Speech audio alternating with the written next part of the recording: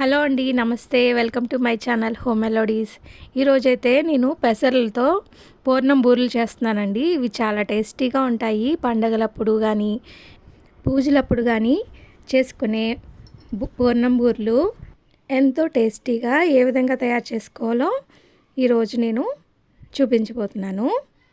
కొత్త వాళ్ళు కూడా చాలా ఈజీగా ఈ టెక్నిక్స్తో బూరెలు వేసుకోవచ్చు.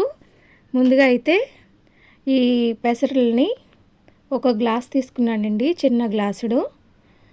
అవి శుభ్రంగా కడుక్కొని నీళ్లు పోసుకొని బాగా నానబెట్టుకోవాలి. 4 అవర్స్ వరకు నానబెట్టుకోవాలండి.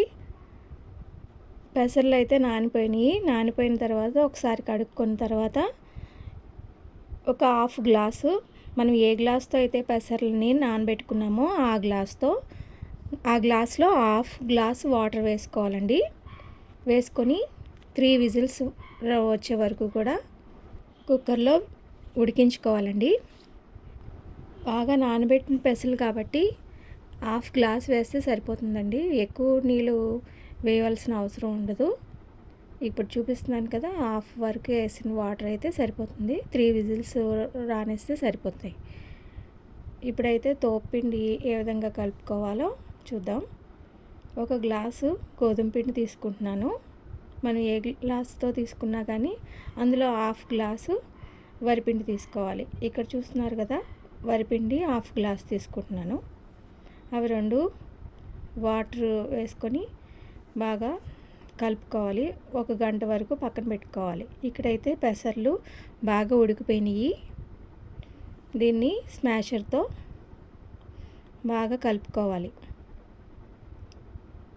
మెత్తగా ఉడికిపోతాయండి. అవి స్మాషర్తో బాగా కలిపితే బాగా కలిసిపోతాయి.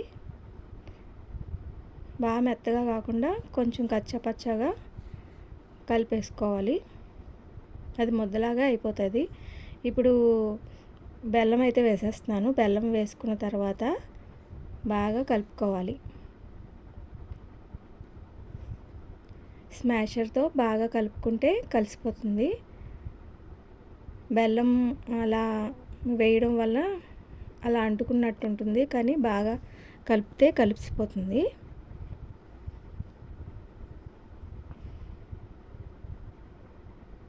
ఇవి చాలా టేస్టీగా ఉంటాయండి పెసర్లతో చేస్తే. కొంతమందికి శనగపప్పు పడదు అనుకున్న వాళ్ళు ఇలా కూడా చేసుకుంటారు. ఇది బాగా కలుపుకొని బెల్లం వేసి బాగా కలిపిన తర్వాత మళ్ళీ స్మాషర్తో బాగా కలపాలి. ఒక 2 నిమిషాలు అలా మొత్తం అన్నీ పెసర్లు నలిగేలాగా కలుపుకుంటూ ఉంటే మొత్తం అన్నీ నలిగిపోతాయండి తొందరగానే. అది చూస్తున్నారు కదా, అలా ముద్దలాగా అయిపోతుంది. బెల్లం వేసాం కాబట్టి ఒకసారి అది మనం హీట్ చేసుకుంటే స్టవ్ మీద పెట్టుకొని ఒకసారి హీట్ చేసుకోవాలండి. బాగా కొంచెం దగ్గర పడుతుంది. ఇలాగా బెల్లం వేసాం కాబట్టి ఇలా కొంచెం హీట్ చేసుకుని అసలు వాటర్ అనేది లేకుండా ఉంటే ఆ పూర్ణం అనేది పాడవకుండా ఉంటుంది. 2-3 రోజులు ఉన్నా కూడా బూర్లు ఎక్కువ క్వాంటిటీలో చేసుకున్నప్పుడు అవి పాడవకుండా ఉంటాయన్నమాట. బెల్లం వేసినప్పుడు మాత్రం కంపల్సరీ ఏ పూర్ణమైనా హీట్ చేసుకొని కొంచెం జిగురుగా దగ్గరికి వచ్చే వరకు కూడా మనం హీట్ చేసుకోవాలి. అలా కలపడంలోనే అవి పూర్ణం అనేది పాడవకుండా ఉంటుంది. అడుగంటకుండా మాడకుండా అలా కలుపుతూ ఉండాలండి. బాగా గట్టి పట్టిన తర్వాత తీసి బాగా చల్లారి పెట్టుకొని కొంచెం గోరువెచ్చగా ఉన్నప్పుడే మనం ఉండలు చేసేసుకోవాలి.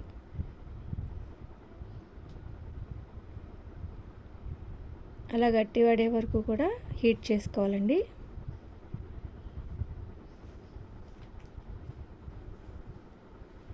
ఇందులోనే ఎలాచీ పౌడర్ వేసుకోవాలి. ఎలాచీ పౌడర్ వేసుకొని బాగా కలుపుకోవాలన్నమాట.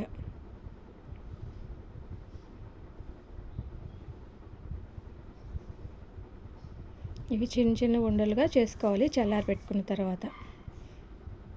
ఇప్పుడైతే ఇది పిండి అయితే 1 అవర్ అయింది కదండి. కొంచెం 1 అవర్ నానబెట్టుకున్న తర్వాత ఈ పిండి మరీ జారుగా కాకుండా గట్టిగా కాకుండా కలుపుకోవాలండి. ఇవన్నీ పూర్ణాలు చూడండి ఇలా ఉండలు చేసేసుకోవాలి. ఇలా ఉండలు చేసుకున్న తర్వాత ఆ పిండిలో డిప్ చేసుకొని ఆయిల్లో వేయించేసుకోవాలి. చూస్తున్నారు కదా, అన్ని ఉండలు అలా 2-3 అలా వేసుకున్న తర్వాత నేను ఇక్కడ స్పూన్తో వేస్తున్నానండి. ఈ తోపు అనేది పైన లేయర్ లాగా వస్తుందంటే మనం ఇక్కడ మినప్పిండి కానీ వరిపిండి కానీ కలపట్లేదు కాబట్టి ఇది పల్చటి లేయర్ లాగా వస్తుంది. ఈ పూర్ణానికి ఇలా వేసుకున్నా బాగుంటుంది.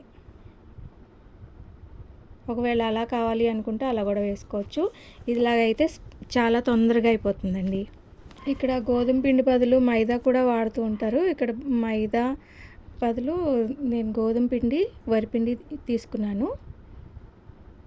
ఒకవేళ ఆయిల్లో వేయించడం ఇష్టం లేదు అనుకుంటే మనం గుంట పొంగనాలు వేసుకుంటాం కదా, దాంట్లో వేసుకొని అందులో ఆయిల్ వేసుకొని కూడా వేయించుకోవచ్చు.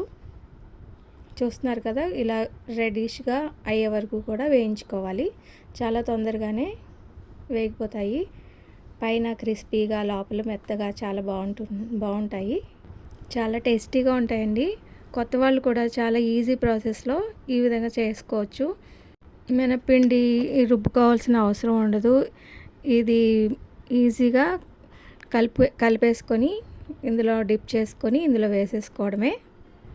చాలా ఈజీ ప్రాసెస్లో అయిపోతుంది. టేస్టీగా కూడా ఉంటాయండి. ఇలా ఒకసారి ట్రై చేసి చూడండి. ఎలా వచ్చినాయో కూడా కామెంట్ చేయండి. ఇలా ఒక్కొక్కటిగా అన్నీ వేయించేసుకోవాలండి.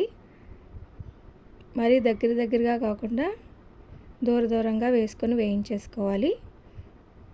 వేసిన తర్వాత వెంటనే తిరగేయకుండా 2 నిమిషాలు అలా ఉంచిన తర్వాత కొంచెం వేగిన తర్వాత అవి ఒక్కొక్కటి కదుపుకుంటూ వేయించుకోవాలి. ఇక్కడ నేను స్పూన్తో వేస్తున్నాను కానీ చేత్తో కూడా వేసుకోవచ్చు. ఒకవేళ చేత్తో వద్దు అనుకుంటే ఇలా స్పూన్తో కూడా వేసుకోవచ్చు. ఇలా అన్నీ కూడా వేయించేసుకున్న తర్వాత గోల్డెన్ బ్రౌన్ వచ్చే వరకు కూడా వేయించుకోవాలి. చాలా టేస్టీగా ఉండే పెసర బూరెలు అయితే రెడీ అయిపోయినాయండి. మీరు ఏ విధంగా చేసుకుంటారో కూడా నాకు కామెంట్ చేయండి. వీడియో ఎలా ఉంది కూడా కామెంట్ చేయండి. వీడియో నచ్చితే లైక్ చేయండి, షేర్ చేయండి. మరిన్ని వీడియోస్ కోసం నా ఛానల్ని సబ్స్క్రైబ్ చేసుకోండి. ఈ పెసర బూరెలు 2-3 రోజులు కూడా నిల్వ ఉంటాయండి. చాలా టేస్టీగా ఉంటాయి. పైన క్రిస్పీగా లోపల మెత్తగా చాలా స్వీట్గా టేస్టీగా ఉంటుంది. మన తెలుగువారి వంటకం బూరెలు చాలా టేస్టీగా ఉంటాయి. అందరూ తయారు చేసుకోండి. Thank you for watching.